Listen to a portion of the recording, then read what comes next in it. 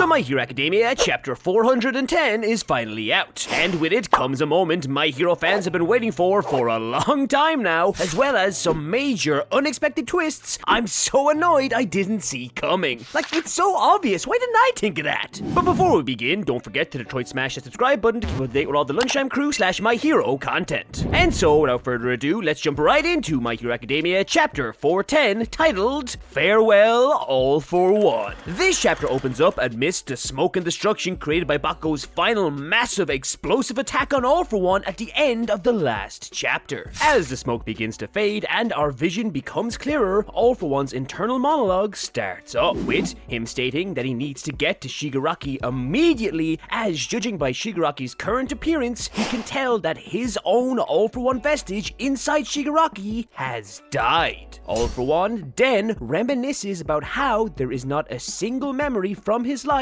that he looks back on fondly. He caused chaos, destruction, and attempted to ruin everyone's future, all in a desperate attempt to force the world to look at him forever. All for One then reaches out and thinks to himself, Yoichi, I need you. However, as All for One reaches out and sees his own arms, it's revealed that the once monstrous and seemingly unstoppable creature known as All for One has reverted all the way back to a baby. And what an ugly baby! Ew. Every moment I live is agony.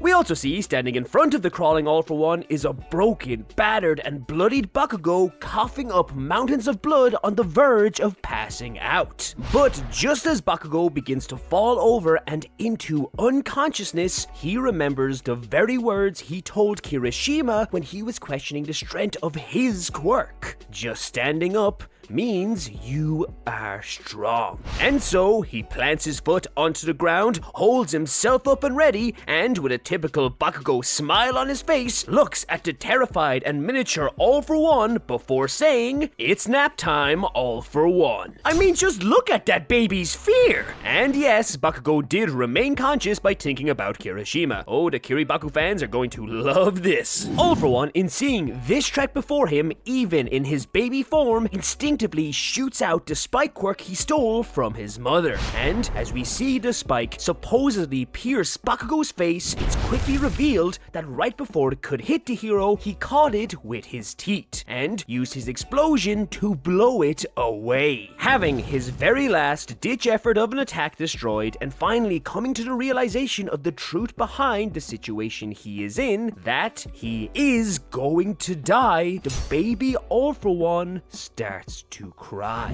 And as he does so, he exclaims, "These emotions are taking over me. I'm not like this," repeating over and over again, "No, no, no. I hate it. I hate it. I hate it."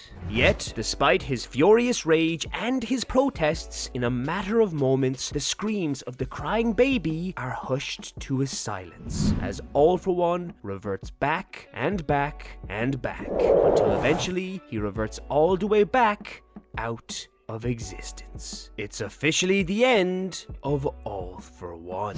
It's also interesting to note that as All for One disappears, so do the vestiges inside of his quirk, as we see vestige Hawks inside of All for One stating how it would be nice if upon his death all the stolen quirks could return to their original users. But he knows as he is fading away that that would be too nice of an outcome. And so, with All for One officially gone and the most evil man in My Hero Academia defeated, the victorious Bakugo finally collapses on the ground, exhausted. And as he lays there, he thinks to himself how he's disappointed he didn't get to perform All Might's iconic victory pose. But as he raises one arm off the ground and up into the air, he leaves us with one final comment. Good luck, Izuku.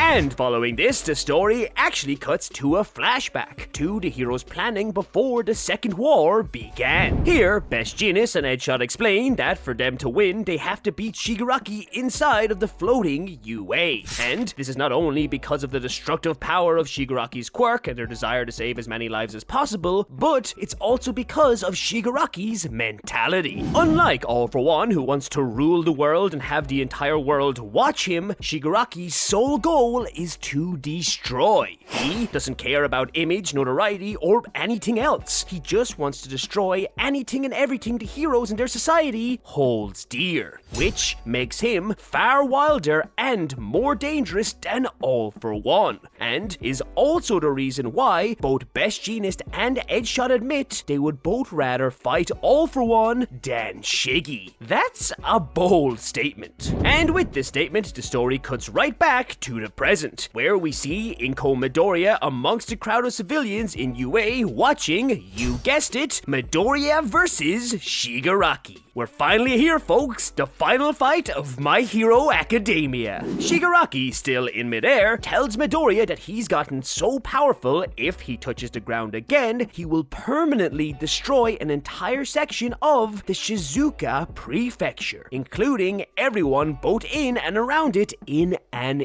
instant. In fact, he's sure with his current level of strength, he could destroy 378,000 square kilometers of Japan's territory in just 1 week. And in case you're wondering, according to Google, Japan has a total of 377,973 square kilometers of land. Basically meaning that Shigaraki actually just boasted that he could wipe out the entirety of Japan in just 1 week, with just his decay quirk. Yeah, he's a big threat, alright. In hearing this, Midoriya, who is now wearing his metal mask for some reason, hits Shigaraki with a powerful kick, before explaining in his mind that in order to reduce the damage on his body, he's no longer going to use Black Whip. Instead, he's focusing entirely on taking down Shiggy with the combination of his current Gear Shift, Danger Sense, and Fajin. However, he admits that this may result in it taking slightly longer to take down the villain. Shigaraki, after being hit by this attack, gets launched into the crashing nearby waves, which have started to become wild and rampant. And as he does so, and in realizing his master All for One is finally dead, he says that All for One's death is entirely his fault. He should have killed Bakugo for real when he had the chance. Yet, he's still grateful for the power his master has gifted him, as it has made him strong enough to keep up with even a gear-shifted Deku. And immediately after saying this, Shigaraki bursts out from the crashing water beside Midoriya, catching the hero completely by surprise and grabbing onto his face. Luckily, in the same instant Shigaraki makes contact with him, thanks to Danger Sense, Izuku is able to almost instantly destroy Shigaraki's fingers and somehow make it away from the villain unscathed. Or so it would seem. As, although Midoriya himself is okay, it turns out decay wasn't the quirk Shigaraki activated upon making contact, as the vestige of Banjo appears beside Midoriya in a desperate panic, shouting, "Boy, Shinomori's gone," revealing that Shigaraki activated All for One and stole Danger Sense. He can just steal the other user's quirks, why didn't I think of that? And as Shigaraki looks on at Midoriya with his regenerated fingers and the newly acquired Danger Sense, that's right, Shigaraki has that now, he asks Midoriya, how long can you keep fighting? And that's it for chapter 410. If you like this video, don't forget to leave a like. For more content like this, subscribe to the Lunchtime crew. Thank you so much for watching, and I'll see you in the next video. It's lunchtime.